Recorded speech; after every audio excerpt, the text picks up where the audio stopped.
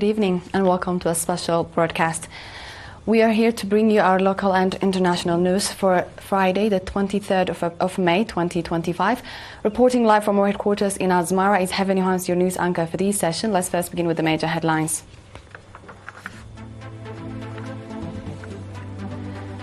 Message of congratulations to the people and government of Eritrea. Independence Day celebrations across the country.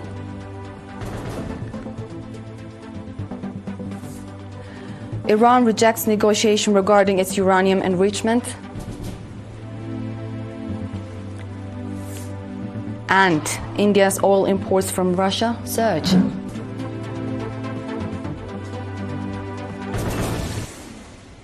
In our domestic news, leaders of the Republic of Italy, Democratic Socialist Republic of Sri Lanka, and the Sultanate of Oman have sent messages of congratulations to the people and government of Eritrea on the occasion of the 34th Independence Day anniversary.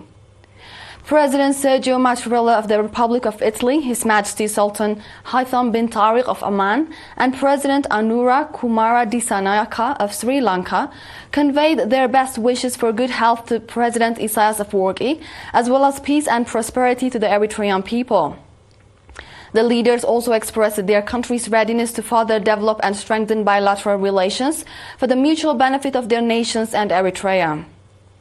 President Sergio Mattarella expressed his hope that new opportunities would be found to enrich the relations between the two countries, both at bilateral level and within the regional context, strengthening dialogue in the shared intent to promote peace, stability and sustainable development in the Horn of Africa. In another news, the 34th Independence Day anniversary is being celebrated with patriotic zeal across the country under the theme Our Cohesion, Our Armor. According to reports, the Independence Day celebrations in the Gash Barka, Central, Southern Red Sea, and Sabah and Southern regions have featured a variety of programs, including public gatherings, cultural and artistic performances, children's events, military parades, seminars, and more. The regional celebration in Baronto on 21 May was attended by senior government and PFDJ officials, as well as numerous Baronto residents. The event included a parade featuring over 300 military personnel, cultural and artistic performances portraying the meaning of independence and the sacrifices paid, as well as a calisthenics show. Speaking at the event, Ambassador Mahmoud Ali Hirui, governor of the region, stated that the Independence Day anniversary is a time for the Eritrean people to remember the heavy sacrifices made for freedom and to renew their commitment to resilience and increased efforts in the nation-building process. Celebrations across the region have continued featuring cultural and artistic performances and public gatherings. Similarly, the Independence Day anniversary was marked in the port city of Asab with various programs.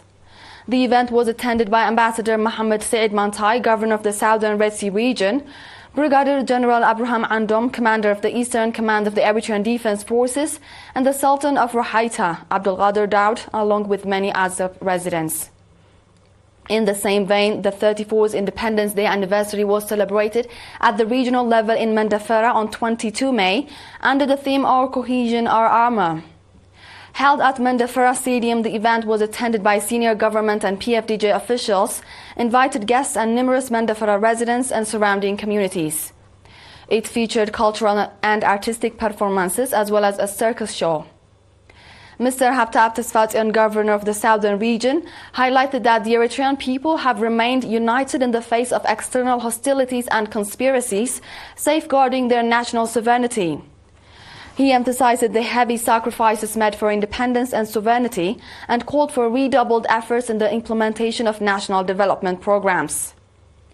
Mr. Abraham Johannes, chairman of the region's Holidays Coordinating Committee, outlined the extensive preparations made to ensure a colorful celebration and commended all who participated and contributed to the success of the event.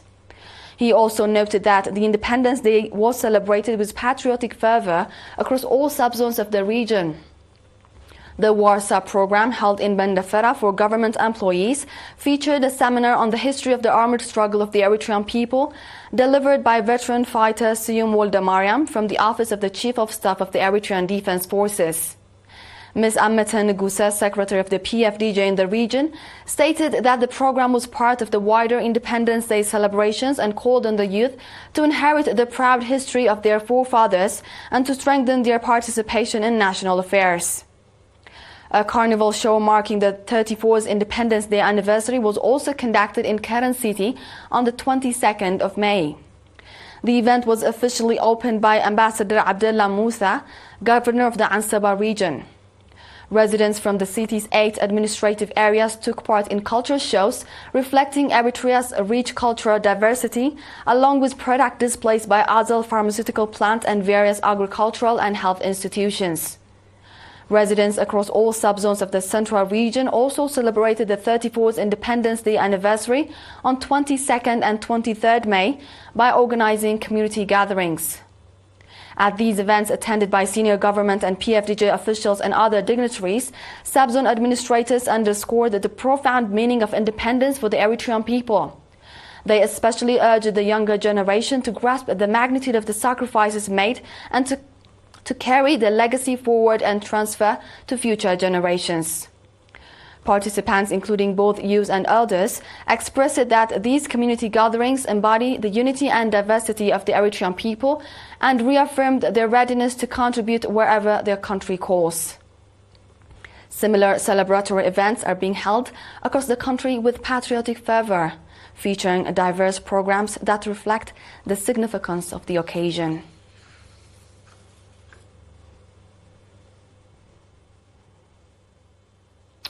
Eritrea's permanent representative at the United Nations celebrated the 34th Independence Day anniversary on the 21st of May at the United Nations headquarters in New York. The celebration was attended by senior UN officials, permanent representatives of various countries, Eritrean professionals working at the UN, and members of the press.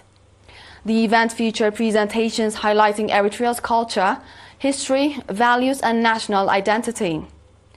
Similarly, Eritrean nationals in Sudan's Red Sea region organized a Schools Week event in connection with the 34th Independence Day anniversary, held from 18 April to 18 May. The event, hosted in Port Sudan, included participation from 5 elementary and junior schools administered by the Education Office at the Eritrean Embassy and featured a variety of sports competitions. Mr. Bokhretzion Habte Mikhail, head of the Education Office at the Eritrean Embassy in Sudan, stated that the Schools Week had played a significant role in strengthening unity among Eritrean youth and promoting experience sharing among students. Do stay tuned, dear viewers, for we'll be back with the international news after the short break.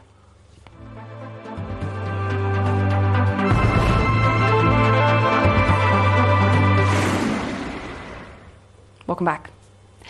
Iranian Foreign Minister Said Abbas Arghashi said on Thursday that there will be no nuclear agreement if the United States seeks to seize Iran's uranium enrichment. The foreign minister made the remarks in an interview broadcast with the state media ahead of the 5th round of indirect nuclear talks between Iranian and U.S. delegations in Rome today, the 23rd of May. The foreign minister stated that fundamental differences still exist between Iran and the U.S. and that if the objective is to completely stop uranium enrichment on its soil, then there would be no agreement.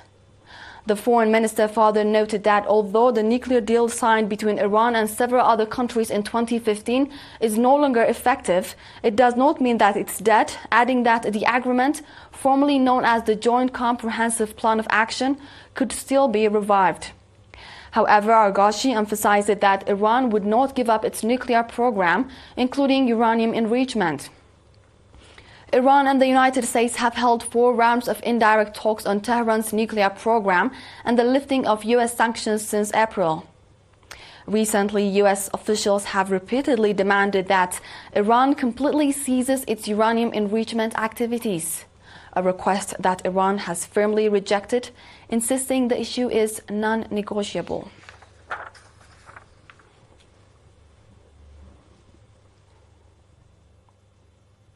In today's final reports, India's imports of Russian crude oil are expected to reach around 1.8 million barrels per day in May, the highest level in 10 months. The surge is attributed to refiners purchasing more light grades, such as Russia's ESPO blend. The most recent purchases of Russian crude by India were made before the EU and UK imposed the latest round of sanctions targeting Russia's oil tankers and financial firms. Despite Western concerns, India has strengthened its economic ties with Russia and increased its imports of Russian crude oil. Russian crude accounted for over 35% of India's total oil imports in March. The surge in imports in May has helped Russia solidify its position as a major oil supplier to Asia's third largest economy.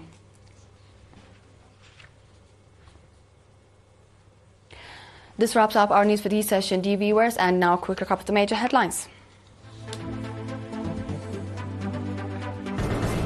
Message of congratulations to the people and government of Eritrea.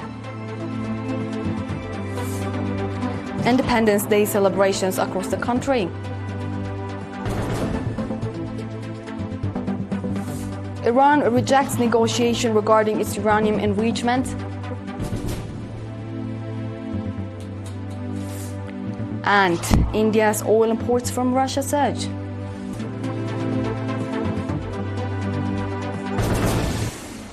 This was The World on Friday with ERi-TV English News Broadcast. Dear viewers, thank you for joining. Our cohesion, our armor. Happy Independence Day.